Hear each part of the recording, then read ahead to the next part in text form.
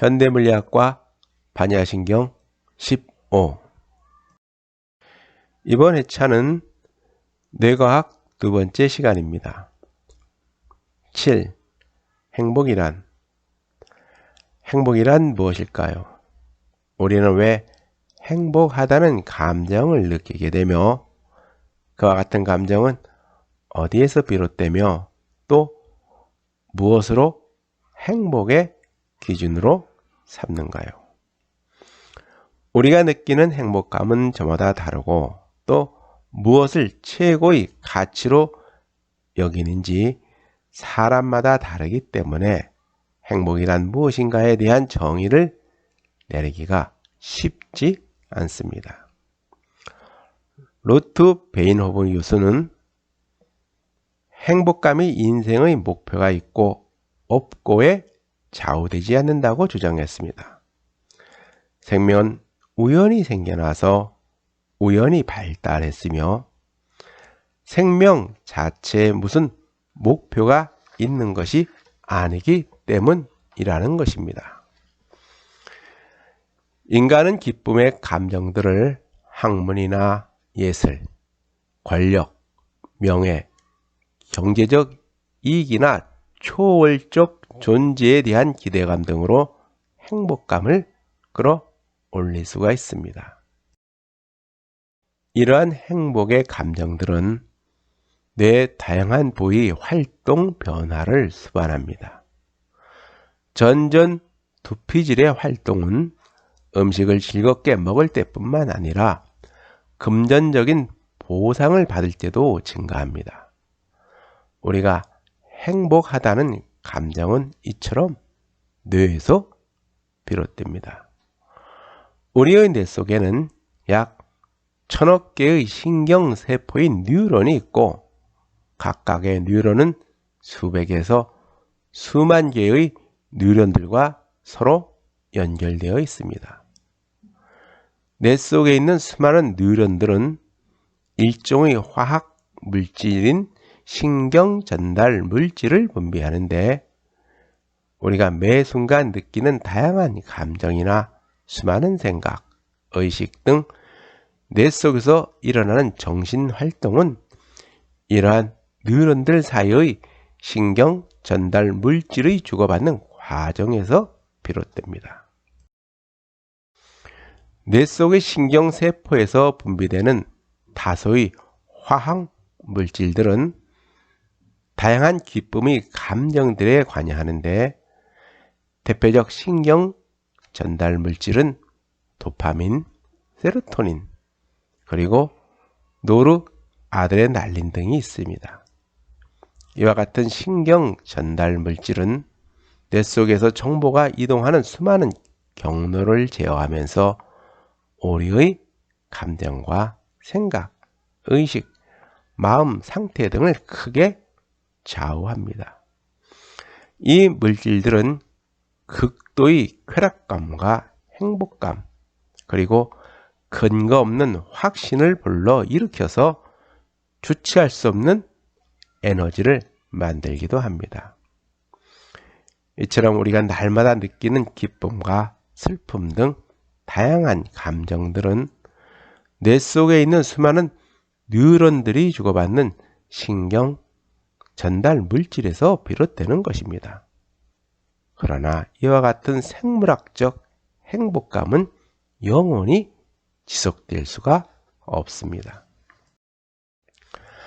8. 의식이란 자기 자신이나 주변 환경에 대하여 스스로 인식하는 것을 말하며 신체의 감각기관을 통하여 들어온 수많은 정보들을 느끼고 생각하고 인식하는 것을 말합니다. 이처럼 의식이란 바깥 대상들을 우리의 감각기관을 통하여 뇌 속으로 받아들여서 그것을 느끼고 생각하고 인식하는 것을 말합니다. 이와 같은 의식은 대뇌 피질과 시상, 그리고 이 두 부의 기능적인 연결이 의식의 결정적인 역할을 한다고 알려져 있습니다. 의식에는 두 가지 측면이 있습니다. 첫 번째는 우리가 우리의 주변을 의식한다는 것입니다. 의식의 기본 형태는 살아있는 모든 생명체들에서 발견됩니다. 모든 생명체는 먹이 활동이나 위험한 상황에 처하면 그에 따라 반응합니다. 그렇다고 우리 인간들처럼 반응한다는 것이 아닙니다. 두 번째는 스스로를 의식한다는 것입니다. 자아의식은 우리 인간들한테만 있는 것이 아니라 몇몇 유인원이나 돌고래, 까마귀 등도 거울을 보면 자신을 인지할 수 있는 것으로 밝혀졌습니다. 물리학자 미치오 카쿠는 마음의 미래에서 의식이란 목적을 이루기 위해서 다양한 변수로 이루어진 다중 피드백 회로를 이용하여 이 세계의 모형을 만들어내는 과정이라고 하였습니다. 이와 같이 의식은 뇌 속에 저장되어 있는 과거의 기억과 경험과 같은 수많은 정보들과 현실과의 적절한 조합으로 생겨나는 가상세계의 모형이라고 할 수가 있습니다. 그러면 이와 같은 의식은 왜 생겨나는가요? 하버드대학교 생물학자 스티븐 제이 굴드는 자신의 저서에서 호모 사피엔스는 진화 나무에서 갈라져 나온 작은 가지에 불과하다. 그러나 이 가지는 5억 년 전 캄브리아기 대폭발 후로 다세포 생물 역사상 가장 탁월한 질적 성장을 이루었다. 온갖 후유증을 겪으면서도 의식이라는 보물을 개발한 것이다 라고 하였습니다. 이처럼 의식은 우리 인간이 진화를 통하여 얻어진 창발적 자산이라는 것입니다.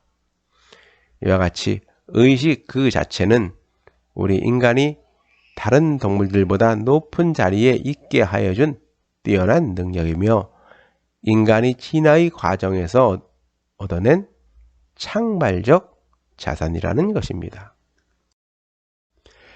듀크 대 미겔 리코렐리스는 뇌의 미래에서 우리가 알고 있는 가장 경이로운 능력인 의식 그 자체도 인간의 뇌 속에 무수히 펼쳐진 신경회로가 역동적으로 상호작용하면서 등장한 창발적 속성에서 생겨나는 것일 가능성이 높다고 하였습니다. 신경과학자 마이클 가자니가도 뇌로부터의 자유에서 의식은 창발적 자산이라고 표현했습니다. 매 순간 각기 다른 묘들 혹은 체계가 관심을 끌기 위해 경쟁하고 거기서 승리한 자만이 그 순간의 의식적 경험에 깔린 정신세계를 창발한다는 것입니다. 이와 같은 의식은 기억이나 경험을 통하여 축적된 본능적 욕구와는 다릅니다. 뇌의 각 영역은 저마다 다른 기능을 하기 때문에 의식적 경험은 이와 연관된 특정 피질 부위에 분포되어 있습니다. 하나의 의식도 통일된 존재처럼 느끼지만 뇌의 여러 곳에 퍼져 있는 수많은 뉴런들의 분산 체계들로 이루어졌습니다. 이처럼 의식은 생존과 번식을 위하여 가장 효율적인 방식을 찾아가는 과정 속에서 뇌의 다양한 부위에서 생겨난 창발적 발현인 것입니다. 무의식이란 일반적으로 각성되지 않는 심적 상태, 즉 자신의 행위에 대하여 자각이 없는 상태를 말합니다. 다시 말하면 지각과 기억 작용이 없는 이른바 무의적인 의식 장애의 현상 또는 상태를 말합니다. 우리 뇌는 무의식적인 과정을 통해서 끊임없이 결정을 내립니다. 무의식적 의지는 주변에서 벌어지는 일들을 토대로 신속하게 결정을 내리는데 그 결정 과정은 우리 뇌가 발달 과정을 거쳐서 형성된 방식과 그때까지 습득한 것들에 의해 결정됩니다. 무의식은 우리의 뇌 속에서 과거의 경험과 기억으로 저장되어 있는 잠재 의식이라고 할 수 있습니다. 뱀이나 사나운 맹수를 보면 습관적으로 몸을 피하거나 그 자리에서 빨리 도망칩니다. 문어나 카멜레온이 주변의 환경에 따라 자신의 몸 색깔을 바꾸는 것은 의식적인 행위가 아닙니다. 의식이란 스스로 생각하고 거기에 합당한 답을 내리기까지 시간이 걸리기 때문에 때로는 의식적 행위보다는 무의식적 행위가 위험한 상황에 빨리 대처합니다. 우리는 끊임없이 변하는 복잡한 환경 속에서 살고 있기 때문에 우리는 우리의 삶을 절대로 예견할 수 없다는 것을 의미합니다. 의식은 상황에 맞게 최선의 방법을 찾기 때문에 시간이 필요합니다. 반면에 무의식은 과거의 기억과 경험에 의지하면서 감정에 따라 판단하고 그에 따라 빠르게 행동하기 때문에 그것은 본능에 가깝습니다. 여기서 본능이란 연습이나 모방 없이 태어날 때부터 유전적으로 몸에 지니고 있는 고유한 성질을 말합니다. 이처럼 본능이란 사람이나 동물들이 저마다 갖고 있는 고유한 성질이나 행동을 말하며 이와 같은 본능 속에는 다양한 감정뿐만 아니라 무서움이나 두려움도 내재해 있는데 그것은 종이 오래 살아남고 종족 번식에 유리하기 때문입니다. 무의식적 행위가 필요한 것은 주변의 환경 변화나 위험한 것에 대비하기 위해서는 빠른 결정이 필요하기 때문입니다. 우리가 사랑에 빠질 때에도 의식적으로 빠지지 않습니다. 왜냐하면 사랑은 무의식적 과정이기 때문입니다.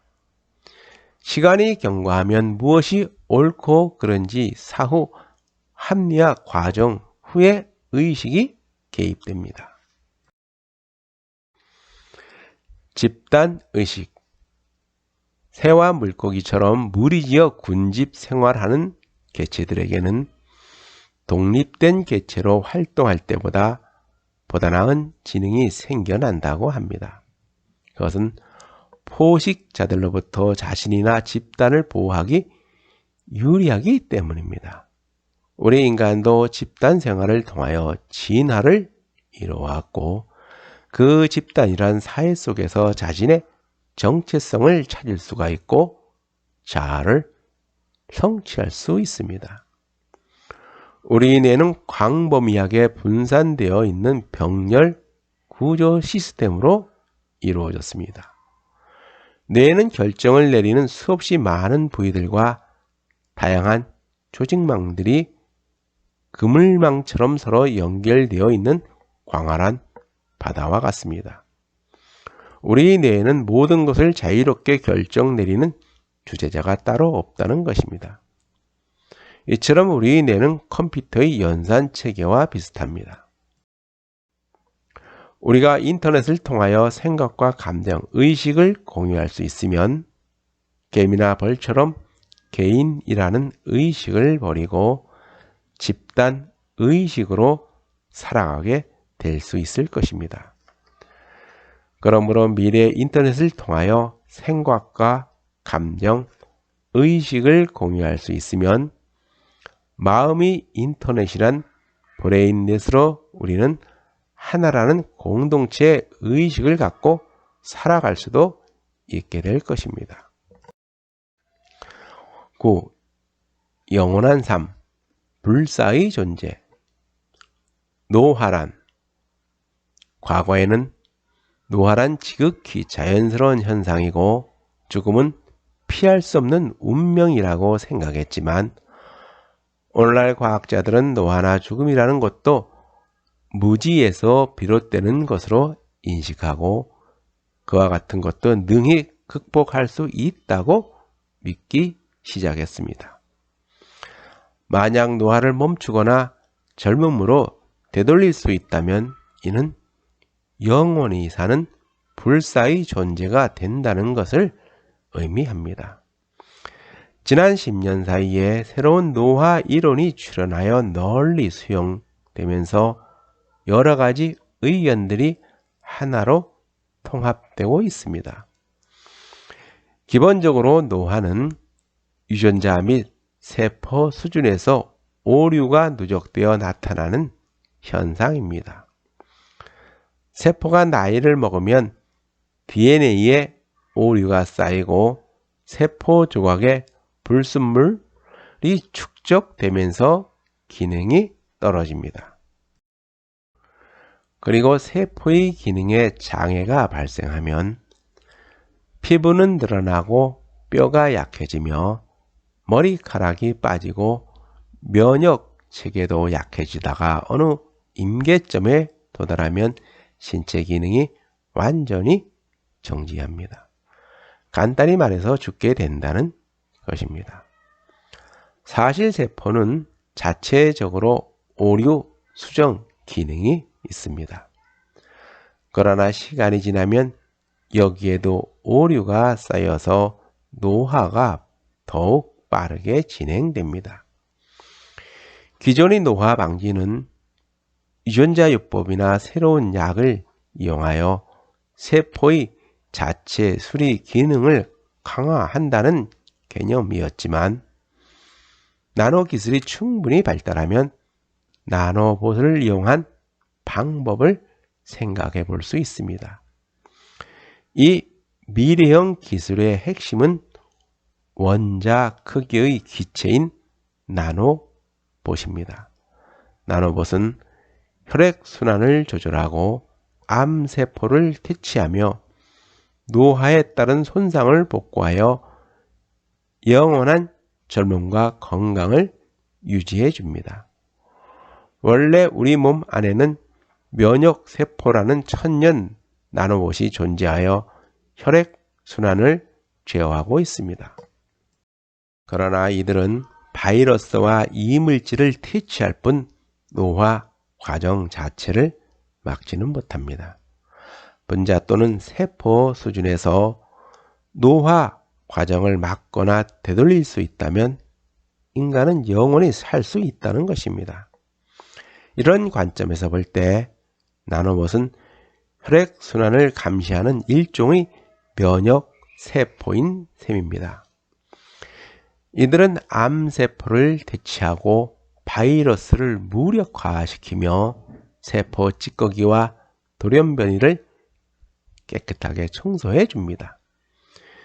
결론적으로 말해서 나노봇은 로봇이나 복제 인간에 의지하지 않고 자기 몸으로 영생을 누릴 수 있는 최고의 방법이라 할 수 있습니다. 죽음은 삶처럼 한마디로 정의하기란 쉽지가 않습니다. 우리가 죽음이란 무엇인가 라는 문제는 삶이란 무엇인가와 마찬가지로 어려운 명제이기 때문입니다. 죽음을 정의하면 우리가 물리적으로 더 이상 활동을 할 수 없을 뿐만 아니라 생물학적으로 호흡, 대사, 배설 등의 생명 기능이 멈추었거나 우리 몸을 이루고 있는 세포나 조직, 장기 등 신체 기능이 더 이상 활동을 하지 않는다는 것입니다.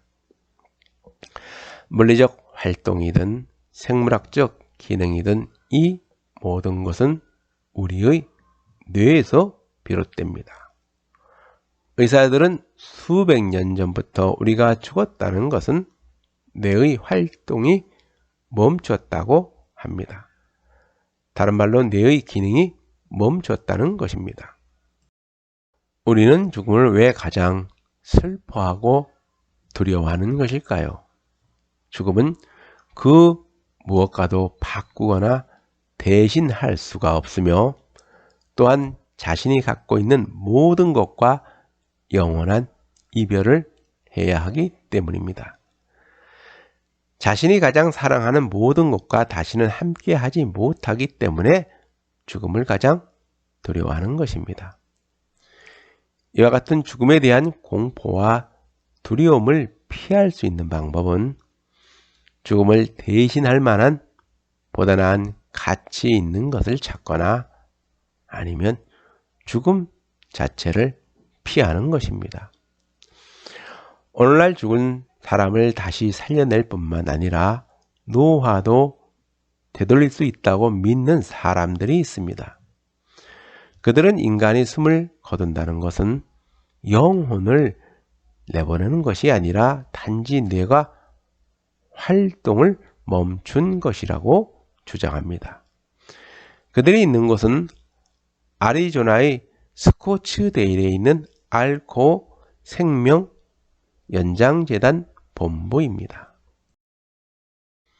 그곳에는 듀오라고 불리는 용기들은 거대한 보온병처럼 뇌용물을 단열 보관하고 있습니다. 듀오 안에는 액체 질소가 저장되어 있으며 그 속에는 얼음 대신에 인간의 시신 4구 혹은 머리 6개가 담겨 있습니다. 듀오 속에 보관되어 있는 죽은 사람들의 냉동된 머리들은 신경 보존이 되어 있으며 이 시술은 인체 냉동 보존술이라고 불립니다.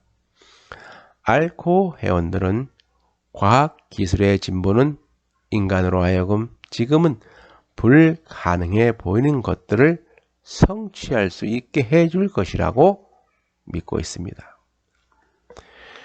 미래에는 물질을 통제하는 인류의 능력이 상당히 정교한 수준까지 발달하게 되고 급기야 죽은 신체를 다시 살려내는 것이 가능하게 될 수도 있을 것입니다.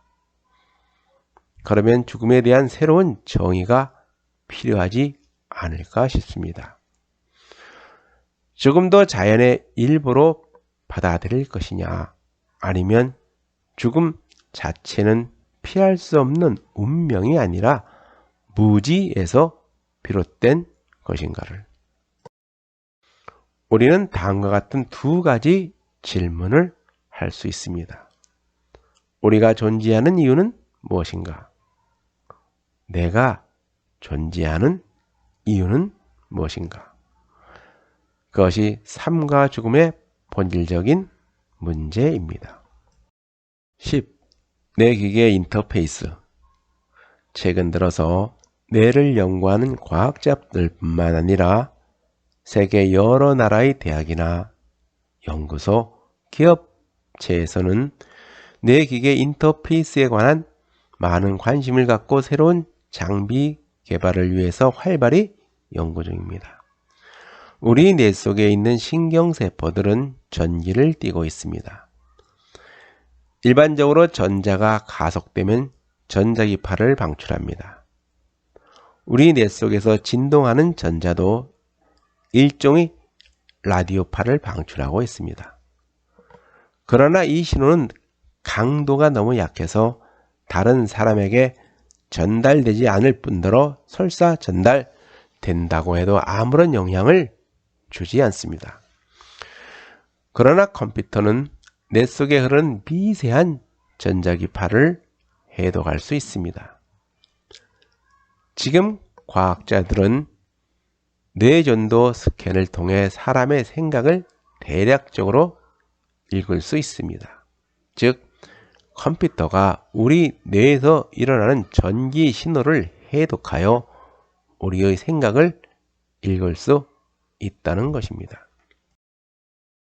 듀크 대학교의 신경생리학자 미겔 니코렐리스 박사는 뇌기계 인터페이스가 대륙을 가로질러 작동할 수 있음을 입증하였습니다.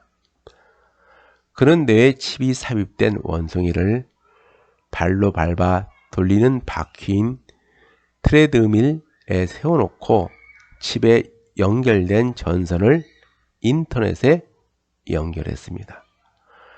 그리고 지구 반대편의 일본 도쿄에 있는 과학자들은 이 신호를 받아서 그들이 만든 로봇에게 전달했습니다.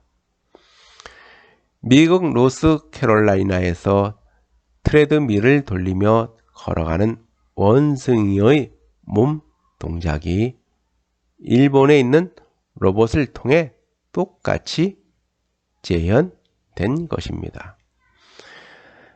니코렐리스 박사는 전 세계 사람들이 키보드가 아닌 마음을 통해 하나로 연결되는 미래형 소셜 네트워크를 구상하고 있습니다. 그는 뇌기계 인터페이스 기술이 어느 정도 수준에 이르게 되면 전 세계 누구와도 자유롭게 대화를 나눌 수 있다고 주장합니다. 그때가 되면 사람들은 이메일 대신 브레인넷을 통해서 생각과 감정을 공유할 수 있고 새로운 아이디어를 실시간으로 교환할 수 있을 것입니다. 지금의 전화는 대화 내용과 억양만 전달할 수 있을 뿐 다른 기능은 없습니다.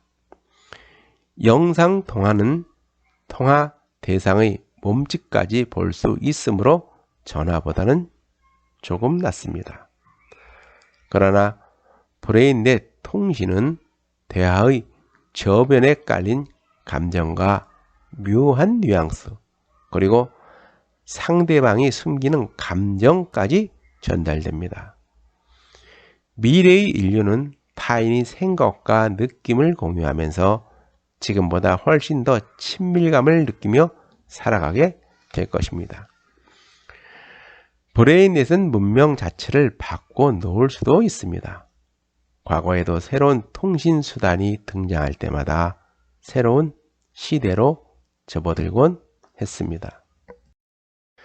지난 수천 년 동안 우리 인류는 문자를 이용하여 방대한 지식과 정보를 축적해왔고 이로부터 과학과 예술 그리고 거대한 제국이 탄생했습니다. 지난 세기에 발명된 전화와 라디오, TV 등은 대륙 간 통신을 가능하게 해주었으며 최근 등장한 인터넷은 지구 전체를 하나의 문화권으로 통합하였습니다. 앞으로 브레인넷이 구축되면 전 세계 사람들이 생각과 감정 그리고 기억을 교환하면서 또 한 번의 혁명이 닥칠 것입니다. 니코렐리스는 말합니다. 가까운 미래에 우리는 비디오 게임과 컴퓨터 그리고 모든 가전제품을 생각만으로 조종하게 될 것이다. 간단히 말해서 인간이 운영체계의 일부가 되는 셈이다. 이와 같은 새로운 세상이 오면 키보드나 소리를 치지 않아도 생각만으로 서로의 생각과 감정을 공유할 수 있을 것이다. 11. 물질과 정신. 인간이 영원한 삶을 살게 된다면 무엇을 하고 지내고 무엇을 최고의 가치로 여기면서 살아갈까요? 그들은 과연 무슨 생각을 하고 무엇으로 자신을 만족시키면서 살아갈까요? 우리 인간은 언젠가는 사라질 육체를 버리고 별과 은하라는 무한한 공간을 마음대로 떠돌아 다닐 수 있을까요? 우리는 생물학적 신체를 버리고 순수한 정신만을 지닌 채 우주 공간을 자유롭게 떠돌아 다닐 수 있을까요? 지금 살아있는 나, 자아 의식이 있고 다분히 세속적인 나의 의식이 육체와 분리되어 그 자체로 존재할 수 있을까요? 과학자들은 끊임없이 자문을 해왔습니다. 정신이 육체를 떠나 홀로 존재하는 것이 물리학적으로 가능한가? 인간의 의식이 바깥 세상의 모형을 만들고 미래를 시뮬레이션하는 하나의 장치라면 이 모든 과정을 똑같이 재현하는 기계를 만들 수 있지 않을까? 앞으로 인간의 의식은 육체에서 벗어나는 데 그치지 않고 순수한 에너지 형태로 존재하면서 우주 공간을 자유롭게 떠돌아 다닐지도 모릅니다. 이것이야말로 인간이 상상할 수 있는 궁극의 꿈입니다. 말도 안 되는 소리 같지만 물리학 법칙에 위배되는 내용은 하나도 없다고 합니다. 우리는 생명체를 생각할 때 을의 피와 살로 이루어진 생체 조직을 떠올립니다. 생명체는 물리학과 생물학의 법칙을 따라야 하고 지구에서 대기로 호흡하고 지구의 중력을 벗어나지 못합니다. 우리가 아는 생명체는 이런 것들 뿐입니다. 그래서 의식이 육체에 갇혀 있지 않고 순수한 에너지로 변환되어 별과 우주 공간을 자유롭게 날아다닌다는 아이디어는 낯설 수밖에 없습니다. 그러나 물리학 법칙에는 이것을 금지하는 조항이 없다고 합니다. 원리적으로는 얼마든지 가능하다는 것입니다. 이와 관련된 물리학적 개념은 이미 정립되어 있다고 합니다. 많은 양의 데이터를 레이저에 담고 이 정보를 수천 킬로미터 떨어진 곳에 전송하고 정보를 수신하여 내용을 복원하는 것은 지금도 가능합니다. 그러므로 인간이 생물학적 신체를 버리고 순수한 정신만으로 우주를 떠도는 것은 물리학의 문제가 아니라 공학의 문제라는 것입니다. 그것은 기술적인 문제와 시간과 비용의 문제라는 것입니다. 일부에서는 미래의 기술이 충분히 발달하면 의식이 몸을 떠나 존재할 수 있다고 믿는 사람들이 있습니다. 아직 논란의 여지가 있지만 의식이 독자적으로 존재하도록 만드는 몇 가지 방법이 이미 제시되었습니다. 미래학자이자 발명가인 레즈 커즈와일 박사는 인간의 의식을 컴퓨터에 업로드할 수 있다고 믿는 사람입니다. 커즈와일은 부친의 몸에서 DNA를 채취하는 방법을 생각하고 있습니다. 약 23,000개의 유전자가 밝혀지면 한 사람을 만들어내는 데 필요한 청사진이 확보된 셈입니다. 이 작업이 완료되면 DNA를 배양하여 복제 인간을 만들 수 있습니다.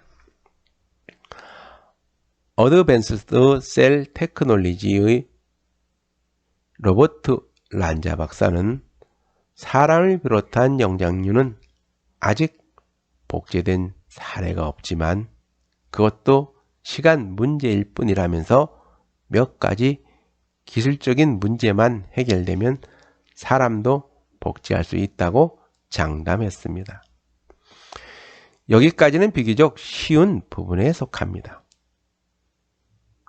복제된 인간은 원본과 유전적으로 완전히 동일하지만 과거의 기억은 조금 더 갖고 있지 않습니다. 또 다른 방법은 DNA 복제 과정을 통째로 생략하고 실물과 닮은 로봇을 만드는 것입니다. 사람들은 복제 인간이나 로봇으로 되살아난 인간을 별로 반기지 않을 것 같습니다.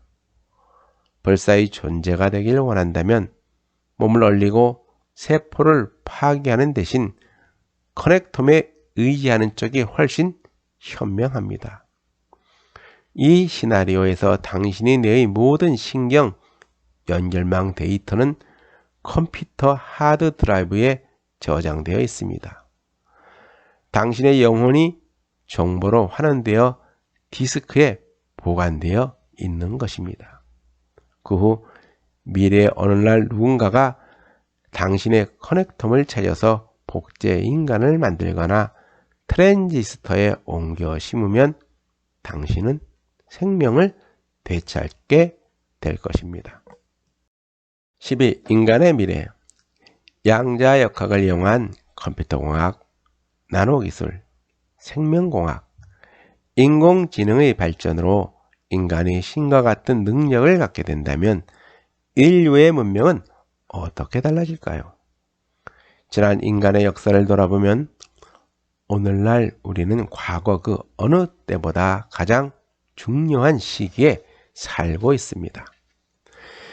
약 17만 년 전 동아프리카 이디오피아 고산 지역에서 시작된 우리 호모 사피엔스는 수만 년 동안 여러 대륙을 떠돌다가 약 1만 6천 년 전 지구의 빙하기가 끝나자 농사를 짓기 시작하면서부터 한 곳에 정착하게 되어 집단 생활을 하고 도시가 생겨나게 되었습니다.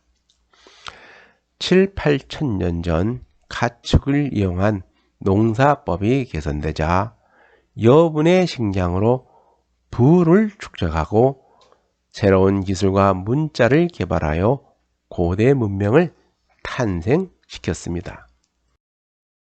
그 다음 찾아온 것이 300년 전 유럽 전체를 흔들어버린 산업혁명이었습니다.